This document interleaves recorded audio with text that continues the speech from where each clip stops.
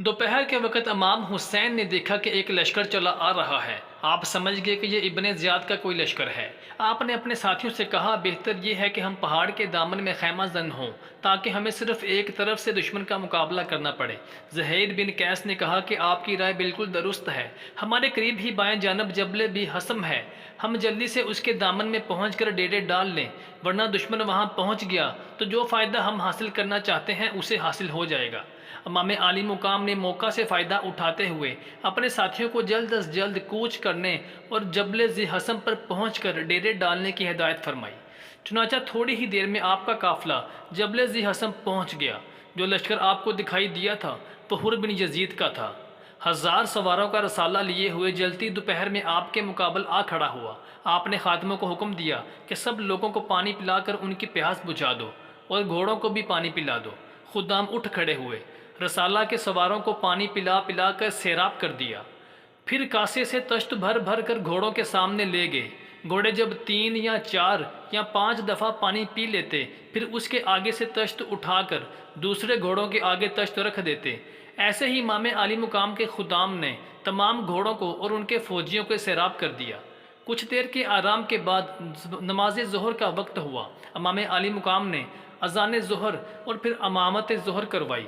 हुर बिन यजीद की फ़ौज आपकी इमामत में नमाज ज़ोहर अदा करती है। फिर इमाम आली मुकाम ने उनसे मुखातब होते हुए खुतबा इरशाद फरमाया। आपने अल्लाह ताला की हम्दो सना करने के बाद इरशाद फरमाया, मैं तुम लोगों पर खुद ब खुद ज़ाहिर नहीं हुआ, बल्कि तुम लोगों के अमाए दीन के खतूत मुझे यहाँ तक लेकर आए हैं। तुम लोगों ने कहा कि हमें रहनुमाई दरकार है, जिसके लिए मैं इस मैदान में कूद पड़ा। अब ये तुम्हारा फ़र्ज़ है कि मुझे अपने साथ अपने शहर में लेकर चलो ताकि मैं तुम्हारी रहनुमाई फरमाऊँ, या फिर मुझे वापस अपने घर लौट जाने दो। इसी असना में इब्ने ज़ियाद का गुलाम सालिम घोड़ा दौड़ाते हुए मैदान में आया। इमाम आली मकाम को उसने जंग लड़ने के लिए ललकारा। आपने अपनी तलवार निकाल ली तो हुर बिन यजीद ने आपके पांव पकड़ लिए और कहने लगा, ए मालिक, गुलाम के होते हुए आपको जाने की कोई ज़रूरत नहीं। लेकिन इमाम आली मुकाम ने फरमाया, ए हुर, मैं नहीं चाहता कि मेरी वजह से कोई भी फ़र्द अपनी जान गंवाए और ख़ुद को ख़तरे में डाले। हुर रोने लगा, हाथ जोड़ने लगा और कहने लगा, इमाम आली मुकाम, मुझे ज़िंदगी अजीज़ नहीं, मुझे दीन अजीज़ है। अगर अहले बैत की हिफाजत करते हुए दीन की खातिर मेरी जान जाती है तो मुझे इसकी कोई परवाह नहीं। इमाम आली मुकाम ने कहा, तेरा नाम पहले ही हुर है, यानी आज़ाद, तो तू दोज़ख से भी आज के बाद आज़ाद है। और उसको इजाज़त अता फरमाई।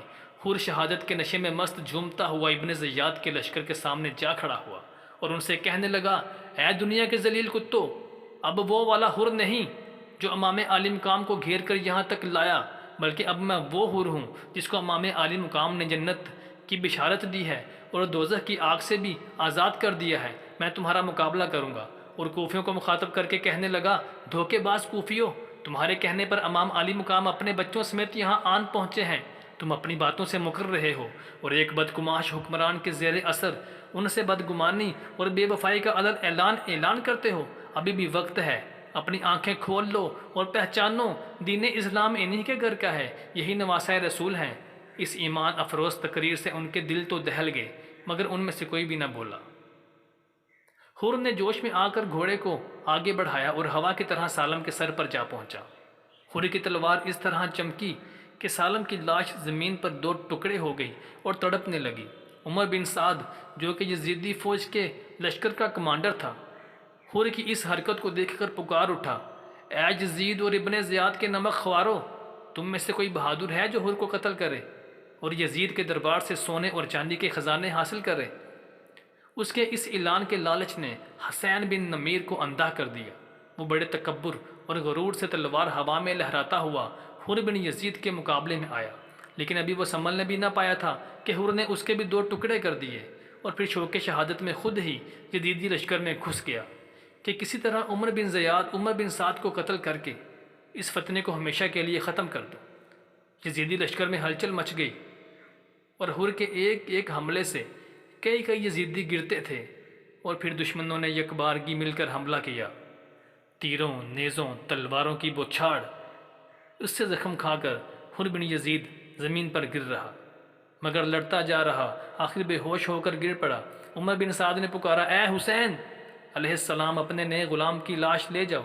امام عالی مقام حر کے پاس پہنچے اور فرمایا مرحبا۔ حر نے آنکھیں کھولیں اور پھر آخری بار اپنے آقا کو دیکھا اور قدموں میں جان نثار کر دی۔ انا للہ و انا الیہ راجعون۔